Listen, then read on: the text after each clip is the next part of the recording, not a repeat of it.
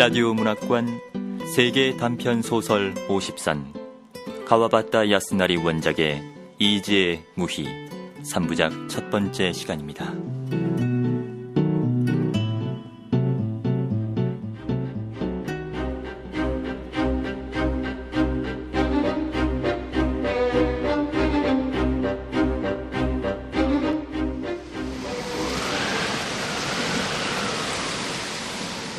길이 구불구불해져서 겨우 이마기 고개에 가까이 왔다고 생각할 무렵 빛발이 삼나무 숲을 하얗게 물들이며 무시무시한 빠르기로 산기슭으로부터 나를 따라왔다.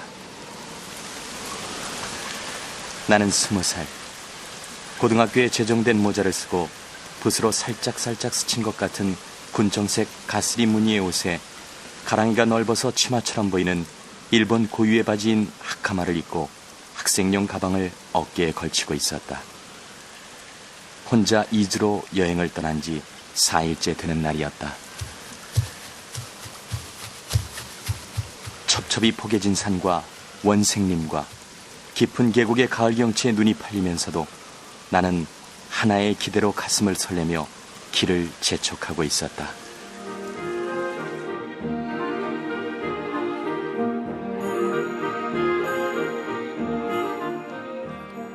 겨우 고갯마루의 북쪽 어귀에 있는 찻집의 당도에서 한숨을 돌리는 것과 동시에 나는 입구에서 우뚝 멈춰서고 말았다. 기대했던 것이 보기 좋게 적중했기 때문이다. 그곳에 떠들이 연예인 일행이 쉬고 있었던 것이다. 우뚝 서 있는 나를 본 소녀 무희가 얼른 자기가 앉아있던 방석을 뒤집어서 내 곁에다 밀어놓았다. 외마디 소리만 내고 나는 그 위에 앉았다. 고갯길을 달려온 탓으로 숨이 찬 데다 놀라기도 해서 고맙다는 말이 목구멍에 걸려 나오지 않았던 것이다.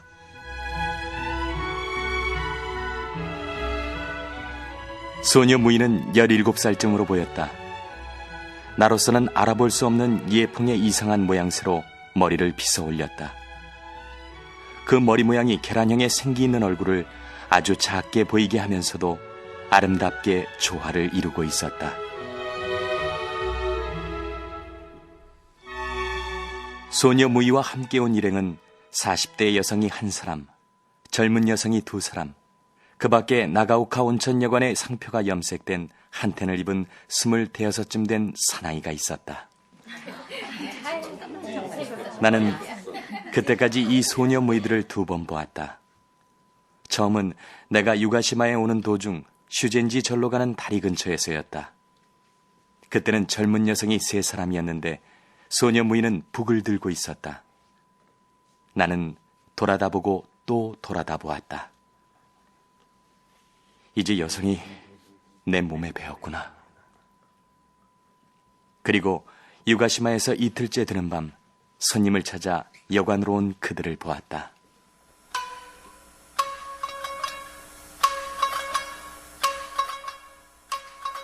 소녀 무희가 마루에서 춤을 추는 것을 나는 열심히 보고 있었다. 아마 내일은 아마기 고개를 남쪽으로 넘어가 유가노 온천으로 가겠지? 그렇게 공상하면서 부지런히 쫓아왔지만 비를 피해 머문 찻집에서 딱 마주치게 되자 나는 어리둥절해지고 말았다.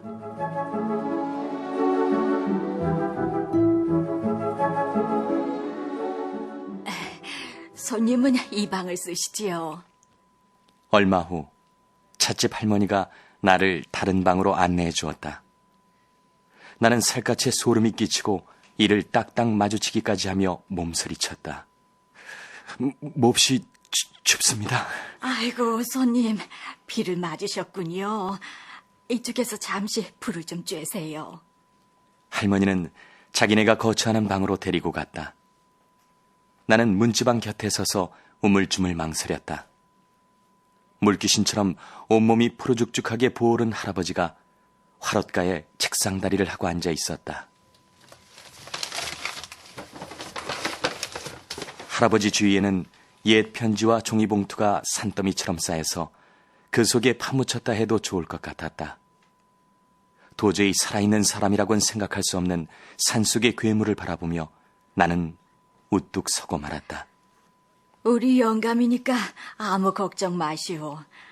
보기 흉하겠지만 움직일 수 없으니 어쩌겠소. 할아버지는 오랫동안 중풍을 앓고 있어 지금은 전신불수가 된 모양이다. 산더미처럼 쌓인 종이 부스러기들은 여러 지방에서 온 중풍에 대한 치료법을 가르쳐주는 편지들과 약봉지였다. 우리 영감은 고개를 넘어온 여행자들에게서 듣거나 신문 광고를 보기만 하면 하나도 빠뜨리지 않고 약을 구해드리곤 했다오. 그 편지와 봉지들은 하나도 버리지 않고 주변에 쭉 늘어놓고는 바라보며 살아왔지요. 가을인데도 이처럼 춥고 또 곧 눈으로 덮일 고개를 할아버지는 왜 내려가지 않을까? 할머니는 가게로 나가더니 유랑 연예인의 여자들과 얘기를 나누고 있었다. 그렇군. 그래. 지난번에 데리고 다니던 아이가 벌써 이렇게 컸군. 그래요. 참으로 여자란 빠르단 말이야. 그러게 말이에요. 유랑 연예인들이 떠나는 듯한 웅성대는 소리가 들려왔다. 나는 가슴이 뛰일 뿐 일어설 용기가 나지 않았다. 아무리 여행길에 익숙하다고 하지만 여자의 걸음이니까 서너 마장이나 오리쯤 뒤떨어진다 해도 한달음에 따라잡을 수 있겠지? 나는 이렇게 조바심을 내고 있었다.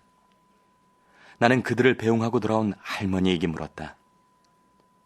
그 연예인들은 오늘 밤 어디에서 묵게 됩니까? 그런 것들이 어디서 묵는지 알게 뭐요. 불러주는 손님이 있으면 아무 데서나 묵는답디다. 몹시 무시하는 듯한 할머니의 말이 그렇다면 소녀 무이들은 오늘 밤은 내 방에서 묵게 하고 싶다고 생각했을 정도로 나를 충동시켰다.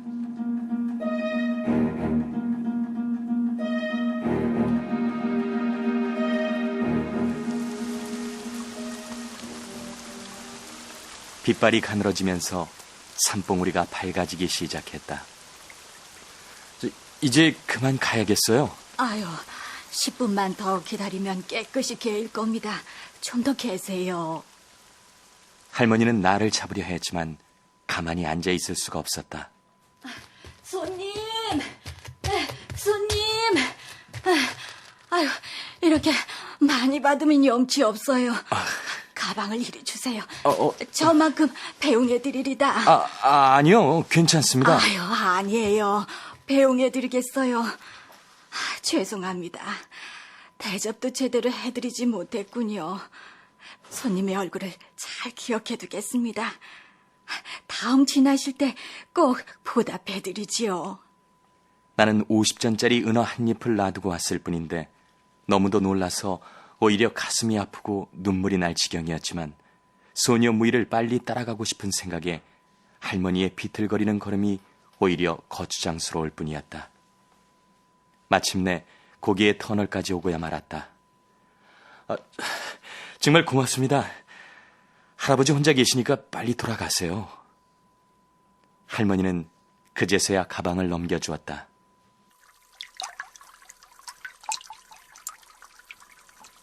어두운 터널 안으로 들어서니까 차가운 물방울이 뚝뚝 떨어지고 있었다. 남이지로 나가는 출구가 저만큼 앞쪽에서 조그마하게 밝아왔다.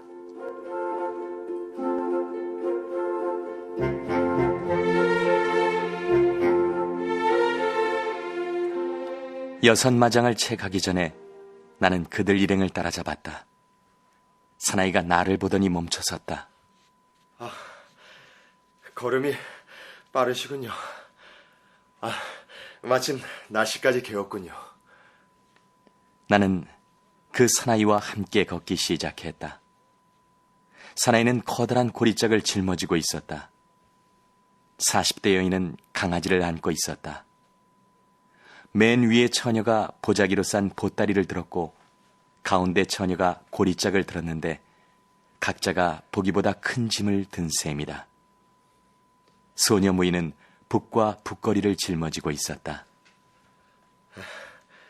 우리는 오시마의 하부라는 항구에서 왔습니다.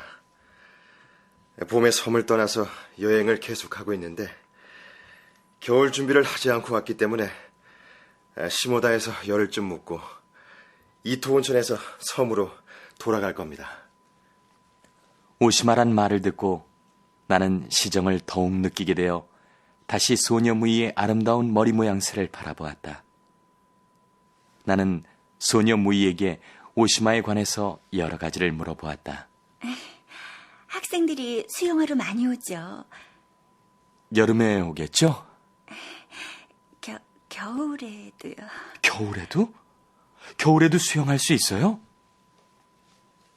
소녀 무이는 얼굴이 빨개지며 매우 진지한 얼굴 표정을 하면서 가볍게 고개를 끄덕였다. 유가노까지는 가와즈가와 강의 계곡을 따라 30리 남짓한 내리막길이었다. 나와 사나이는 끊임없이 대화를 계속하는 바람에 아주 친숙해졌다. 유가노의 초가지붕이 보이기 시작했을 때 나는 용기를 내서 말했다. 시모다까지 함께 여행하고 싶습니다. 그는 대단히 기뻐하며 유가나의 여인숙 앞에 다다랐을 때 40대 여인에게 이렇게 말해주었다. 이분이 우리와 함께 가시겠다고 하셨어. 그러셨군요. 여행할 때는 같이 가는 것이 좋고 세상을 살아갈 때는 인정으로 도와가며 살아가라고 했죠. 우리들처럼 보잘것없는 인간들도 심심풀이는 되실 거예요. 자, 어서 올라가셔서 쉬세요. 일행과 함께 여인숙 2층으로 올라가서 짐을 내려놓았다. 소녀무이가 아래층에서 차를 들고 왔다. 내 앞에 앉더니 얼굴이 새빨개지며 손을 벌벌 떠는 바람에 차를 엎지르고 말았다. 어머, 기가 막혀. 얘가 벌써 사내를 하는가 보구만. 저런. 40대 여인이 기가 막힌다는 듯이 눈썹을 찌푸리며 수건을 던졌다. 이 뜻밖의 한마디로 나는 문득 내 자신을 생각해 보았다. 고갯마루에 할머니에게서 충동을 받았던 공상이 뚝하고 부러지는 것을 느꼈다. 학생의 군청색 가스리가 정말 좋군요. 갑자기 40대 여인이 나를 물끄러미 쳐다보았다. 고향에 학교에 다니는 아이를 남겨두고 와서 지금 그의 생각이 나서 그런답니다. 그의 가스리와 똑같단 말이에요. 어느 학교인가요? 심상과 5학년이랍니다. 그래요? 그렇게 큰 아이가... 고우에 있는 학교에 다니고 있어요. 오래전부터 오시마에 살고 있지만 고향은 가이의 고우랍니다. 1시간 정도 쉬고 나서 사나이가 나를 다른 온천 여관으로 안내해 주었다. 그곳에 옥내탕에 들어가 있으려니까 사나이가 들어왔다. 전 올해 24시 됐답니다.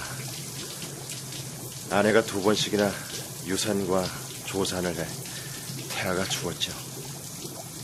그는 얼굴 생김새나 말하는 폼이 상당한 지식을 지닌 것처럼 느껴져서 나는 그가 호기심 때문이거나 연예인 처녀에게 반해서 짐을 날라다 주며 따라온 것이라고 상상해 보았다.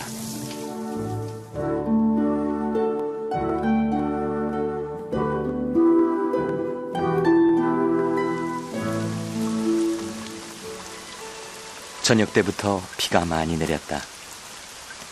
산들의 모습이 멀고 가까운 원근감을 잃고 하얗게 물들었으며 앞쪽의 냇물이 삽시간에 노랗게 흐려지며 소리를 높여갔다. 이렇게 쏟아지는 비 속에서는 소녀 무이들이 몰려올 수도 없겠지.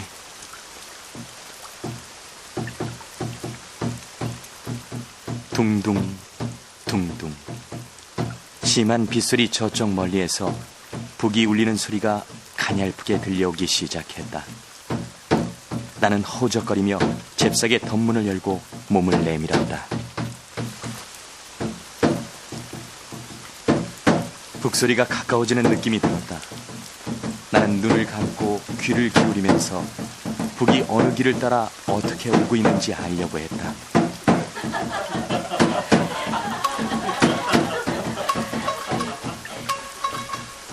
곧 삼이센 소리가 들려왔다.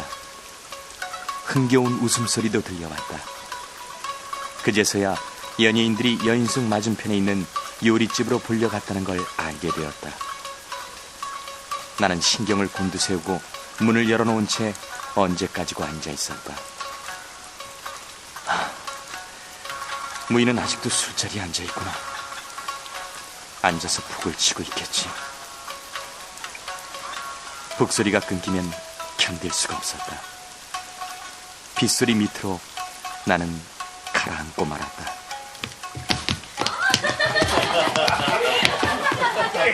얼마 후에 모두 일어나서 술래잡기를 하는지 아니면 돌아가며 춤을 추는지 쿵쾅거리는 발소리가 잠시 계속되었다. 그러더니 갑자기 조용해졌다. 나는 눈을 번뜩였다. 이 청막은 무엇인가? 소녀 무희가 오늘 밤에 몸을 버리는 것은 아닐까? 나는 조바심이 났다. 잠자리에 들어갔지만 가슴이 답답했다. 비가 먹고 달이 떴다. 비에 씻기운 가을밤이 상쾌하게 밝아졌다. 2시가 지났다.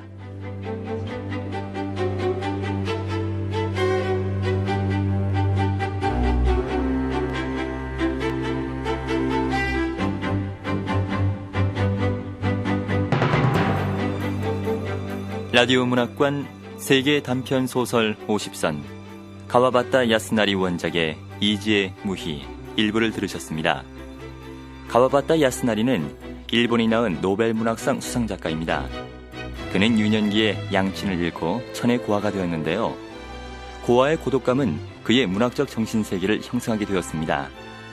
오늘은 그의 주요 작품과 작품 세계에 대해 한국외국어대 일본어과 최재철 교수의 말씀으로 들어보겠습니다. 가와바타 야스나리는 오사카에서 의사의 장남으로 태어났습니다. 아버지는 문학에 취미가 있었고 집안은 부유했습니다마는 2살 때까지 부모를 다 여의고 할아버지와 16살 때까지 살다가 이후에 고아가 됩니다. 그래서 중고등학교를 기숙사 생활을 하게 됐습니다. 그래서 그런지 가와바타의 작품에는 서정성과 환상, 초현실 이런 것을 그리면서도 그 배경에는 허무와 죽음이 깔려있는 경우가 많습니다. 그리고 계절감이 잘 표현되어 있고 일본 전통에 대한 관심도 아주 큽니다. 가와바타는 동경대학 국문과를 졸업할 즈음에 문예 시대를 창간해서 일본 근대 문학 사상에서는 신감각파라는 문예사조를 일으켰습니다. 대표적인 작품으로는 손바닥만한 크기의 장편 소설집이 있고 오늘 소개하는 작품은 제1고등학교 시절에 이즈 지방에 여행했던 체험을 소설화한 것입니다. 그리고 그 밖에는 산소리라는 노년의 권태와 고독 그리고 전통적인 일본의 여인상을 그린 작품이 있고 잠자는 미녀라는 작품에서는 노년의 성 문제를 다뤘습니다. 그리고 고도에서는 교토의 사계절의 아름다움과 그런 세시기적인 배경을 깔고 2 자매의 서로 다른 운명을 그렸습니다. 그리고 뭐니 해도 대표적인 설국 이 작품으로 1968년에 노벨 문학상을 받아서 세계적으로 알려진 작가가 됐습니다. 설국은 되게 아시다시피 주인공 시마무라라는 사람이 서양무용 평론가인데 설국인 유자 원천을 찾아가서 그 도해지의 한량으로서 그리고 고독한 중년 남자 시마무라가 눈고장의 게이샤 고마코와 만나고 그리고 또 기차에서 만난 요코의 등장 그런 걸로 미묘한 감정을 환상적인 세계 설국을 배경으로 잘 다루고 있습니다.